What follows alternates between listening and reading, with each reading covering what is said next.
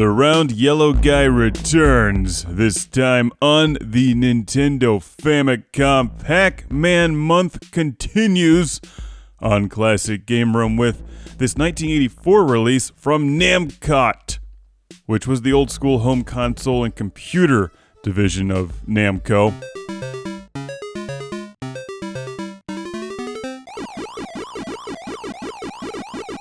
This is basically the exact same game as the NES version of Pac-Man, except with the Japanese ghosts, and I know this is a stereotype, but they're far more polite than American ghosts. It's true, but their mission is the same, to eat Pac-Man, and your mission is the same, to get a high score and re-kill the undead. It's Pac-Man. If for some reason you don't know how to play this game, watch and learn. This is a great version of Pac-Man. One of the best old-school home game console versions out there. What you do is eat dots for points, gobble the power pellets to turn the tables on the ghosts and eat them, but beware because they don't stay blue for long after a few moments or a few seconds, depending on what level it is. They'll turn back into deadly ghosts and eat Pac-Man.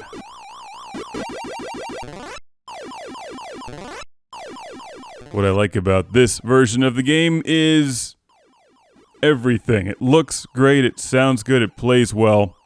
This is a solid home console version of Pac-Man. In fact, the NES version is included in the NES Classic Edition because, well, frankly, it's one of the better NES games. It's a lot better than Zelda. It's frickin' Pac-Man. You know why Pac-Man never has to rescue a princess? Because he doesn't let the princess get kidnapped in the first place. When's the last time you ever had to save Ms. Pac-Man from anything? Never. She doesn't need your help. But Pac-Man kind of does. You have to guide him through the maze, eating the dots, but remember, like every other old school version of Pac-Man, the dots don't give you many points. It's the ghosts and the fruit. The ghosts most of all, but they're dangerous because they will surround you and then it's game over. Man. Game over. Why don't you put Ms. Pac-Man in charge?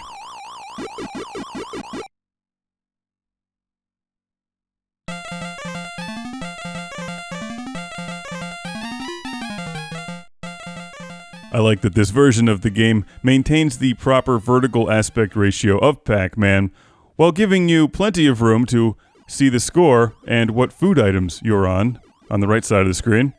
Remember, the ghosts are your biggest source of points in Pac-Man. My strategy in Pac-Man is to try to clear out the corners as quickly as possible. Because later, after you've eaten all the power pellets, you're pretty much defenseless, so you're just running from the ghosts, and the corners are where it's most likely to find yourself surrounded with no way out, so if at all possible, eat the corners first. And use the warp tunnel to your advantage. Remember, the ghosts slow down in the warp tunnel.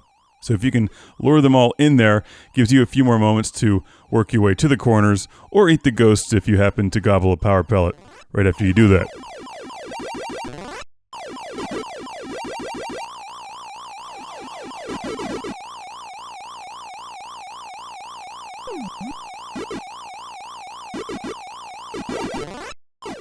This version of the game has the cheerful cutscenes, and beyond the awesome cartridge artwork, there's really no other reason to get it if you happen to own the NES version of Pac-Man. I'm playing it here using the analog NT Mini, so it looks spectacular. And of course, I'm celebrating Pac-Man month and the release of my Pac-Man Collector's Guide, a definitive review on Amazon.com. 100 pages of Pac-Man, and yes, this is one of the most highly recommended home console versions. Definitely the best of the pre-1990 batch. Once Pac-Man started making his way onto game systems like the Dreamcast and like the PlayStation 4, those game consoles could handle the arcade version just fine. Especially the Dreamcast, because it's thinking of Pac-Man constantly. Actually, I think it's thinking of Ms. Pac-Man, but who isn't? She looks great in boots. You can pick up Pac-Man for the Famicom for next to nothing. The NES version is really cheap, and the NES Classic Edition, while not inexpensive, comes with Pac-Man. Better than every Mario game combined. Again, princesses. Pac-Man doesn't let him get kidnapped.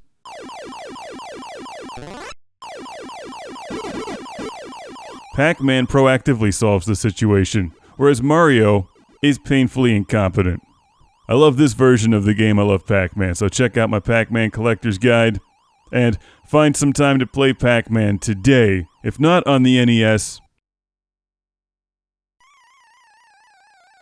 How about the Game Boy version? It's really good. Oh, this is like the most painful ending to Pac-Man ever. I tried to sneak past the ghost. Speaking of incompetent. That's my fault though, not Pac-Man.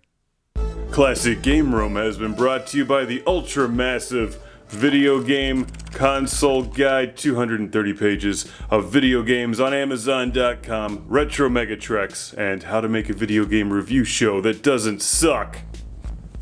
And Jesus number 2. Welcome to the Patreon Lord Carnage Club, being shouted from a turbo volcano. Michael and Ariana Nelson, Ian Shore, Steven Chucknick, Al Stever, Rick DeBarros, Jason Goy, Andy Schleiss, Sergio Matthias Hergert, Philip Strabenmuller, Jack Stavris, Ohad Kane, Simon Allen, and Sean Zoltek.